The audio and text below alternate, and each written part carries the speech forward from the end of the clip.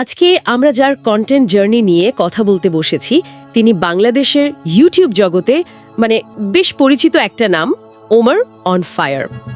আমাদের হাতে তার একটা পডকাস্ট সাক্ষাৎকারের কিছু অংশ আছে, আর সেখান থেকেই আমরা বোঝার চেষ্টা করব যে স্ক্রিনের আড়ালের মানুষটা ঠিক কেমন।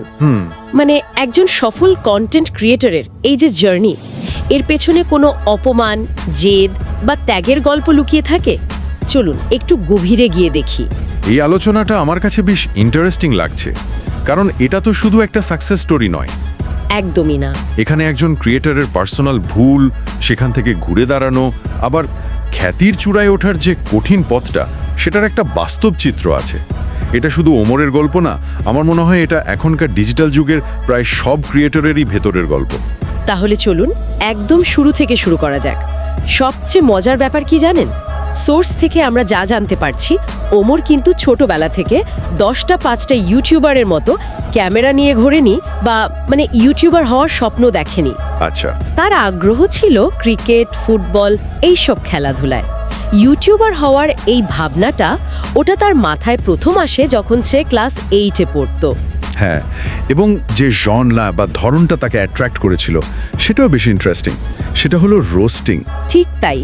তিনি ক্যারি মিনাটির মতো রোস্টারদের কাজ দেখতেন, কিন্তু তার মূল আকর্ষণটা ছিল কাউকে কপি করা নয়, বরং রোস্টিংয়ের আইডিয়াটার উপর।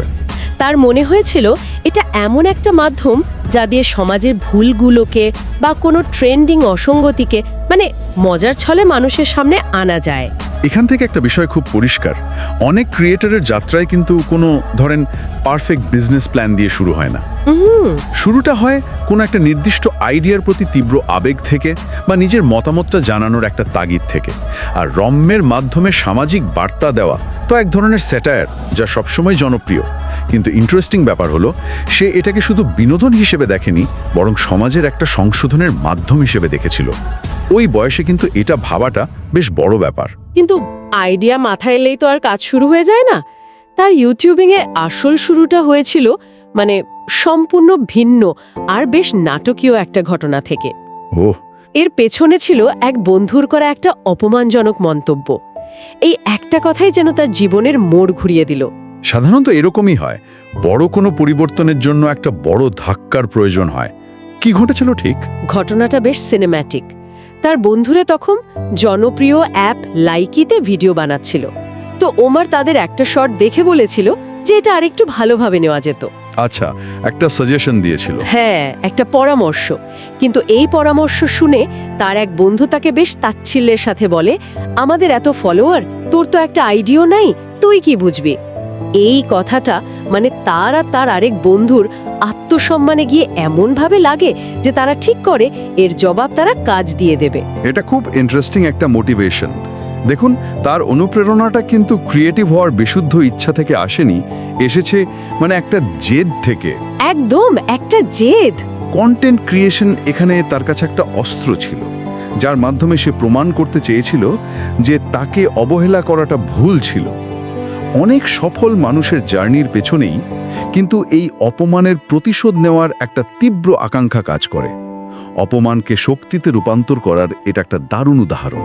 আপনার কি মনে হয়, শুধু এই একটা মন্তব্যই যথেষ্ট ছিল, নাকি এর পেছনে আরো কোনো চাপা ক্ষোভ বা নিজেকে প্রমাণের ইচ্ছা আগে থেকেই ছিল? খুব ভালো পয়েন্ট। আমারও তাই মনে হয়। ওই মন্তব্যটা ছিল একটা ট্রিগার পয়েন্ট। হয়তো নিজে ভেতর একটা কিছু করার ইচ্ছা বা নিজেকে প্রমাণের তাড়না আগে থেকেই ছিল, কিন্তু সেই বন্ধুটির করা অপমানটা ওটা আগুনে ঘি ঢালার মতো কাজ করেছে। ওই মুহূর্তে হয়তো খ্যাতি বা অর্থের চেয়েও বড় হয়ে উঠেছিল নিজেকে সঠিক প্রমাণ করার জেদটা। একদম। আর সেই জেদের বশে কাজ তো শুরু হলো, কিন্তু তাদের কাছে কোনো সরঞ্জাম ছিল না, কোনো দামি ক্যামেরা, মাইক্রোফোন, কিছুই ছিল না। না, তারা এক বড় ভাইয়ের ফোন ধার করে ভিডিও শুট এবং এডিট করা শুরু করে। আর এখানে একটা তথ্য পেয়ে আমি আসলে অবাক হয়েছি। সাক্ষাৎকারে ওমর বলছেন তিনি এখনও তার সব ভিডিও ফোনেই এডিট করেন। বলেন কি? হ্যাঁ, ভাবুন একবার, যেখানে সবাই দামি কম্পিউটার আর সফটওয়্যার ব্যবহার করছে, সেখানে লক্ষ লক্ষ ভিউ হওয়া ভিডিও বানানো হচ্ছে একটা সাধারণ ফোনে। এটা তো অবিশ্বাস্য। এটা আসলে রিসোর্স না থাকার যে অজুহাত, সেটাকে ভেঙে ফেলার একটা বড় উদাহরণ। এটা প্রমাণ করে যে কন্টেন্টের আইডিয়া আর এক্সিকিউশন যদি শক্তিশালী হয় তাহলে দামি যন্ত্রপাতির সীমাবদ্ধতাও সাফল্যের পথে বাধা হতে পারে না। তো এই ফোন দিয়েই তারা তাদের প্রথম চ্যানেল ব্যাড ব্রাদার্স শুরু করে। ধীরে ধীরে চ্যানেলটা বড় হতে থাকে। ৯,৭০০ সাবস্ক্রাইবার হওয়ার পর তারা মনিটাইজেশনের জন্য আবেদন করে এবং পেয়েও যায়। কিন্তু ঠিক তারপরেই একটা বড় বিপর্যয় ঘটে। কি হয়েছিল? একটা টেকনিক্যাল ভুলের কারণে তাদের মনিটাইজেশন বাতিল হয়ে যায়। ও আচ্ছা। সাক্ষাৎকারে তিনি বলেছেন এর কারণ ছিল বিভিন্ন জায়গা থেকে চ্যানেলে লগ ইন করা। সম্ভবত টিমের বিভিন্ন সদস্য তাদের নিজ নিজ ডিভাইস বা লোকেশন থেকে চ্যানেলে ঢুকতো, আর ইউটিউবের অ্যালগোরিদম এটাকে একটা সন্দেহজনক কার্যক্রম হিসেবে দেখেছে। অবশ্যই, কারণ ইউটিউবের কাছে চ্যানেলে সিকিউরিটি সবচেয়ে আগে। একাধিক অপরিচিত জায়গা থেকে লগ ইন হলে সিস্টেম সেটাকে একটা রেড ফ্ল্যাগ হিসেবে ধরে নেয়। এই ভুলের কারণে তাদের পুরো পরিশ্রমটাই তো এক মুহূর্তে ঠিক তাই জলে গেল। ওমর বলেছেন এই ঘটনায় পুরো টিম সেদিন কান্নায় ভেঙে পড়েছিল। এত দিনের পরিশ্রম, এত স্বপ্ন সব শেষ। কিন্তু সেই কান্নার ভেতর থেকেই তিনি একটা প্রতিজ্ঞা করেন। তিনি নিজেকে কথা দিয়েছিলেন, আজ ৯,০০০ সাবস্ক্রাইবার গেছে, একদিন ৯০,০০০ সাবস্ক্রাইবারের চ্যানেল বানাবো। এখান থেকেই তার ঘুরে দাঁড়ানোর মানসিকতা বা রেজিলিয়েন্সের আসল পরিচয় পাওয়া যায়। সাধারণত এমন একটা ধাক্কার পর প্রায় সবাই হাল ছেড়ে দেয়। হ্যাঁ, এটাই স্বাভাবিক। তারা এটাকে নিজেদের ব্যর্থতা হিসেবে ধরে নেয়। কিন্তু ওমর এটাকে একটা শিক্ষা হিসেবে নিয়েছেন। তার প্রতিজ্ঞাটা কিন্তু শুধু আবেগ থেকে আসেনি, এর পেছনে ছিল একটা বিশ্বাস যে আমি একবার পেরেছি মানে আমি আবার পারবো। এবং তিনি পেরেছিলেন। এরপর নতুন চ্যানেল খুলে মাত্র ১ মাসের মধ্যে তিনি ১,০০,০০০ সাবস্ক্রাইবার অর্জন করেন। এটা অসাধারণ একটা প্রত্যাবর্তন। ইউটিউব থেকে তার প্রথম উপার্জন ছিল প্রায় ১৩ থেকে ১৪,০০০ টাকা। একটা ছোট ধাক্কা যে মানুষকে কতটা শক্তিশালী করে তুলতে পারে, এটা তার একটা চমৎকার উদাহরণ। দ্বিতীয় চ্যানেলের এই দ্রুত সাফল্য প্রমাণ করে যে তিনি তার প্রথম চ্যানেলের ভুলগুলো থেকে শিখেছিলেন। তিনি বুঝে গিয়েছিলেন দর্শক কি চায় এবং অ্যালগোরিদম কিভাবে কাজ করে। প্রথম চ্যানেলটা ছিল তার জন্য একটা ট্রায়াল অ্যান্ড এরর পর্ব, আর দ্বিতীয়টা ছিল সেই শিক্ষা কাজে লাগানোর মঞ্চ। তার মানে দ্বিতীয় চ্যানেলটা খুব দ্রুতই সফল হলো। এই সাফল্য কি তার আর্থিক জীবনে কোনো পরিবর্তন এনেছিল? সোর্স থেকে আমরা তার আয় সম্পর্কে কি জানতে পারছি? হ্যাঁ, অবশ্যই এনেছিল। সোর্স অনুযায়ী ওমরের জীবনের কোনো এক মাসে সর্বোচ্চ আয় ছিল প্রায় ৩ লক্ষ টাকার মধ্যে। ইউটিউব মনিটাইজেশন এবং স্পন্সরশিপ দুটোই অন্তর্ভুক্ত। ৩ লক্ষ? এটা তো বিশাল একটা অঙ্ক, বিশেষ করে বাংলাদেশের প্রেক্ষাপটে। অবশ্যই, শুধুমাত্র ইউটিউবের ভিউ থেকে তার এক মাসে সর্বোচ্চ আয় ছিল প্রায় ২,৪৫,০০০ টাকা। কিন্তু এখানে একটি অত্যন্ত গুরুত্বপূর্ণ বিষয় ওমর উল্লেখ করেছেন যা অনেকেই জানে না। কি সেটা? তিনি বলেছেন যে আয়ের এই প্রবাহটা মোটেও স্থিতিশীল নয়। যখন ইউটিউবের নিজস্ব আয় অর্থাৎ ভিউ থেকে আয় ভালো থাকে তখন স্পন্সর কম থাকে, আবার যখন স্পন্সর বেশি পাওয়া যায় তখন হয়তো ভিউ থেকে আয় কমে যায়। ক্রিয়েটরদের জীবনের এই যে অর্থনৈতিক অনিশ্চয়তা, এটা পর্দার বাইরের মানুষ সহজে দেখতে পায় না। তার মানে বাইরে থেকে যে গ্ল্যামার বা টাকার অঙ্কটা দেখা যায়, ভেতরের বাস্তবতাটা তার থেকে অনেকটাই ভিন্ন। সাফল্যের চূড়ায় থেকেও কিন্তু সবচেয়ে বড় ধাক্কাটা এলো তার ব্যক্তিগত জীবনে। ব্যাড ব্রাদার্স টিমটা, যেটা ছিল তার যাত্রার একেবারে শুরু থেকে, সেটা ভেঙে গেল। আচ্ছা।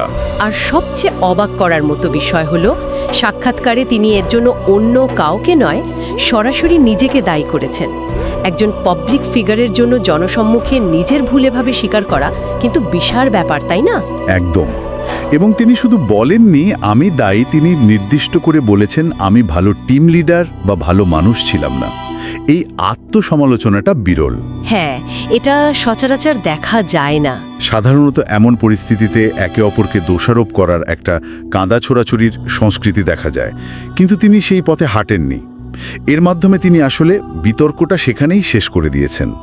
এর ফলে তার প্রতি দর্শকদের সম্মান কমার বদলে হয়তো আরও বেড়ে গিয়েছিল। অবশ্যই পরিণত একটি পদক্ষেপ, কিন্তু এর পেছনে কি কোনো স্ট্র্যাটেজিও থাকতে পারে? নিজেকে ভিকটিম হিসেবে না দেখিয়ে দায় স্বীকার করে নিলে দর্শকের সহানুভূতি পাওয়া সহজ হয়, বিতর্ক দ্রুত শেষ হয়। এটা কি স্রেফ সততা নাকি একটা স্মার্ট পাবলিক রিলেশনস মুভ? এটা দুটোই হতে পারে। হতে পারে এটা শতভাগ সততা, আবার এটাও হতে পারে যে তিনি বুঝেছিলেন জনসম্মুখে কাদা ছোড়াছুড়ি করলে আখেরে তারই ব্র্যান্ড ইমেজ ক্ষতিগ্রস্ত হবে। দায় স্বীকার করে নেওয়াটা অনেক সময় সবচেয়ে শক্তিশালী অবস্থান, কারণ এরপর আর প্রতিপক্ষের কিছু বলার থাকে না। ঠিক। কারণ যাই হোক, ফলাফল ইতিবাচক হয়েছে। তিনি বিতর্ক এড়িয়ে মূল ফোকাসটা নিজের কন্টেন্টের দিকেই রাখতে পেরেছেন। এই ভাঙনের পাশাপাশি তিনি তার জীবনের আরেকটি কঠিন সময়ের কথাও বলেছেন। খুব বেশি দিন আগের ঘটনা নয়, প্রায় 4-6 মাস আগে তিনি প্রায় 90,000 টাকার একটি বড় আর্থিক সংকটে পড়েন। তখন তিনি তার এমন কিছু বন্ধুর কাছে সাহায্য চেয়েছিলেন যারা তার কাছে টাকা পেত, কিন্তু সেই বন্ধুরাও তার মেসেজের উত্তর দেয়নি। এই ঘটনা তাকে একেবারে একা করে দিয়েছিল। এই ঘটনাগুলো আসলে তারকা খ্যাতির পেছনের কঠিন বাস্তবতাটা চোখে আঙুল দিয়ে দেখিয়ে দেয়। বাইরে থেকে আমরা মিলিয়ন ভিউজ, লক্ষ লক্ষ টাকা আয়, জনপ্রিয়তা এগুলোই দেখি, কিন্তু এর পেছনের একাকিত্ব, আর্থিক সংকট বা ধরেন কাছের বন্ধুদের কাছ থেকে পাওয়া আঘাতগুলো আড়ালেই থেকে যায়। তাহলে এই সব অভিজ্ঞতা থেকে যারা নতুন এই জগতে আসতে চায় তাদের জন্য তার পরামর্শটা কি? সোর্সে তিনি এই বিষয়ে খুব পরিষ্কার কিছু কথা বলেছেন। তার মতে এই পথে আসতে হলে সবচেয়ে বড় যে জিনিসটি মাথায় রাখতে হবে তা হলো আত্মত্যাগ বা স্যাক্রিফাইস। কোন ধরনের স্যাক্রিফাইসের কথা তিনি বলেছেন? প্রায় সবকিছু। ঘুম, ব্যক্তিগত সম্পর্ক, বন্ধুদের সাথে আড্ডা, ঘোরাঘুরি, আরাম, অনেক কিছু ত্যাগ করতে হয়। তিনি একটা খুব গুরুত্বপূর্ণ কথা বলেছেন, অনেক সময় যে জিনিসগুলো পাওয়ার আশায়, যেমন স্বাধীনতা বা আরামের জীবন, মানুষ এই জগতে আসে, দিন শেষে সেই জিনিসগুলোই সবচেয়ে বেশি বিসর্জন দিতে হয়। এটা একটা প্যারাডক্সের মতো। এটা একটা নির্মম সত্য। কন্টেন্ট ক্রিয়েশনকে বাইরে থেকে যতটা সহজ বা স্বাধীন পেশা মনে হয়, এটা আসলে ততটাই ডিমান্ডিং। 24/7 আপনাকে প্রাসঙ্গিক থাকতে হয়, নতুন আইডিয়া ভাবতে হয়, দর্শকদের সাথে সংযোগ রাখতে হয়। এর ফলে ব্যক্তিগত জীবন প্রায় থাকেই না। এবং তিনি আরেকটি বিষয়ের তীব্র বিরোধিতা করেছেন যা আজকাল খুব চোখে পড়ে, সেটা হলো সাপোর্ট চাওয়ার সংস্কৃতি। হ্যাঁ, এটা এখন একটা বড় সমস্যা। তিনি বলেন, কারোর কাছে গিয়ে সাপোর্ট চাওয়াটা ভিক্ষা করার শামিল। তার মতে, যখন তুমি অন্যের কাছে সাপোর্ট চাও, তার মানে তুমি নিজের প্রতি বিশ্বাস হারিয়ে ফেলেছো। এটা একটা অত্যন্ত গুরুত্বপূর্ণ বার্তা, বিশেষ করে আজকের টিকটক বা শর্টস ভিডিওর যুগে। হ্যাঁ, তিনি নিজেও উল্লেখ করেছেন যে এই সাপোর্ট চাওয়ার সংস্কৃতি টিকটক থেকে শুরু হয়ে এখন ইউটিউবেও ছড়িয়ে পড়ছে, যা আসলে প্রকৃত প্রতিভার বিকাশে বাধা দেয়। তার পরামর্শ খুব সহজ, নিজের কন্টেন্টের উপর ভরসা রাখতে হবে, অন্যের জনপ্রিয়তার উপর নয়। এটাকে শুধু শর্টকাট বললে ভুল হবে। এর পেছনে একটা গভীর আত্মবিশ্বাসের অভাব কাজ করে। যখন একজন ক্রিয়েটর সাপোর্ট চায়, সে আসলে নিজের কন্টেন্টের ওপর বাজি না ধরে অন্যের জনপ্রিয়তার ওপর ভর করতে চাইছে। দর্শক কিন্তু বোকা নয়, তারা এই ধার করা আত্মবিশ্বাস সহজেই ধরে ফেলে এবং দিন শেষে কোয়ালিটি কন্টেন্টই টিকে থাকে। নিজের কাজ দিয়ে দর্শকের ভালোবাসা আদায় করাটাই আসল চ্যালেঞ্জ, চেয়ে নেওয়াটা নয়। তাহলে পুরো আলোচনাটা যদি এক জায়গায় আনি, ওমরের এই যাত্রা থেকে আমরা কি দেখলাম? একটা অপমানকে চ্যালেঞ্জ হিসাবে নিয়ে ইউটিউবিং শুরু করা, প্রথম চেষ্টায় ব্যর্থ হয়ে আরও শক্তিশালী হয়ে ফিরে আসা, খ্যাতির চূড়ায় উঠেও বন্ধুত্ব হারানো এবং আর্থিক সংকটে পড়া, এবং সবশেষে আত্মবিশ্বাস আর আত্মত্যাগের উপর ভর করে একাই এগিয়ে চলার একটা গল্প। একদম। এই সাক্ষাৎকারটি ওমর অন ফায়ার নামের যে অনলাইন পার্সোনা আমরা দেখি, তার পেছনের মানুষটাকে চিনতে সাহায্য করে। এটা আমাদের দেখায় যে মিলিয়ন ভিউ বা লক্ষ লক্ষ সাবস্ক্রাইবারের পেছনে থাকে বন্ধুত্ব, বিচ্ছেদ, জেদ এবং অসংখ্য ব্যক্তিগত ত্যাগের একটা জটিল সমীকরণ। এটা কোনো সরল লৈখিক সাফল্যের গল্প নয়। পুরো যাত্রাপথটাই যেন একটা রোলার কোস্টার রাইডের মতো। ঠিক তাই। আর এখানেই আমার মনে একটা গভীর প্রশ্ন তৈরি হয়, যা হয়তো সব ক্রিয়েটরই কোনো না কোনো সময় নিজেরা নিজেদের করে। ক্রিয়েটররা প্রায় সেই জিনিসগুলোই ত্যাগ করেন, যেমন ব্যক্তিগত সময়, সুস্থ সম্পর্ক বা মানসিক শান্তি, যা পাওয়ার আশায় হয়তো তারা এই পেশায় এসেছিলেন। প্রশ্নটা হলো, একটা অনলাইন ক্যারিয়ার গড়ার এই নিরন্তর ছুটে চলায় কোন পর্যায়ে এসে এই আত্মত্যাগটা পুরস্কারের চেয়ে বড় হয়ে যায়? উৎসর্গ এবং আত্মক্ষয়ের মাঝের সেই সূক্ষ্ম সীমারেখাটা আসলে কোথায়?